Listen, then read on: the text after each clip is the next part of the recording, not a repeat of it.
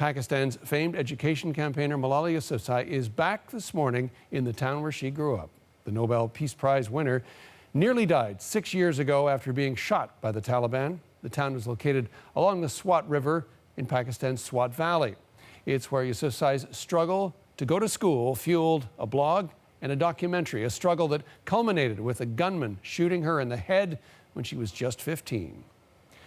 Let's bring in Natasha Fatah now, who's working the story for us. So, Natasha, thanks for joining us. An emotional return to the town that she left to have her life saved 6 years ago. Absolutely, John. Of course, we're talking about Malala Yousafzai, and we should acknowledge that she is an honorary Canadian citizen going back to the town of her birth today for the first time in 6 years when she was shot by a Taliban operative who got on board her school bus, asked a group of young girls on the bus, "Which one of you is Malala?" And they pointed at her, and she was shot. Now, she has, of course, survived and gone on to become one of the most prolific education rights activists in the world. And today she's back home, not only in Pakistan, but in the very neighborhood where she grew up, in and around Mingora, which is the town in Swat Valley, this beautiful part of Pakistan. And she was accompanied by the Pakistani military in a helicopter. There was a lot of concern about security. In fact, many of the residents in the area had talked about how security had been beefed up in the last 24 hours because, of course, the military knew Malala was coming back, and she went back with her parents and went back with her brothers. It was certainly emotional, as you said. She went back to her old home. She went back to her old school, met with classmates she hadn't seen since that day she was shot, saw relatives she hadn't seen in all of these 6 years, and they were emotional. They described her as a candle that's burned this light of education for so many young women in Pakistan.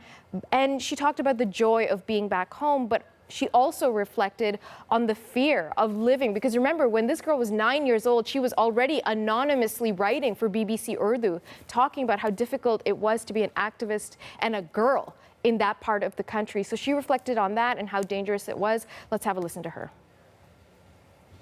I still remember each and every moment, right from the fear while sleeping at night that you may not be alive the next day. The fear that if you're going to school, someone might stop you and throw acid on your face. The fear that people will attack you at any point. The fear that someone would break into your house and burn your TV. And the fear that there are people who do not accept your freedom. And the fear that there are people who do not believe in women's rights and women's equality and their right to education.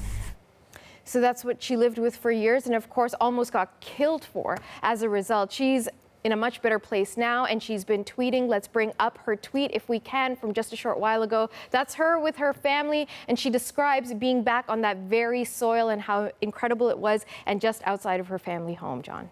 If those in her hometown call her a candle, the world might call her a spotlight, really, that has focused on the situation in her hometown and throughout the Swat Valley in Pakistan. Has the situation changed or improved in the year she's been away?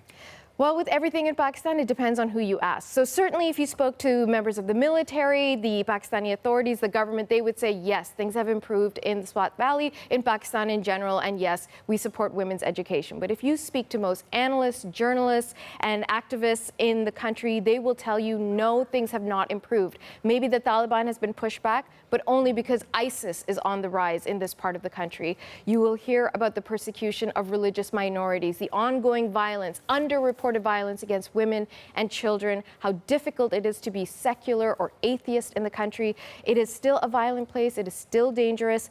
And many worry that perhaps Malala will be used by the Pakistani forces to push forward propaganda on behalf of the government. So we'll wait and see what happens. She has said for her part, she's going to complete her education in the UK, and she would like to move back to Pakistan. So we'll hope that it's a safe place for her.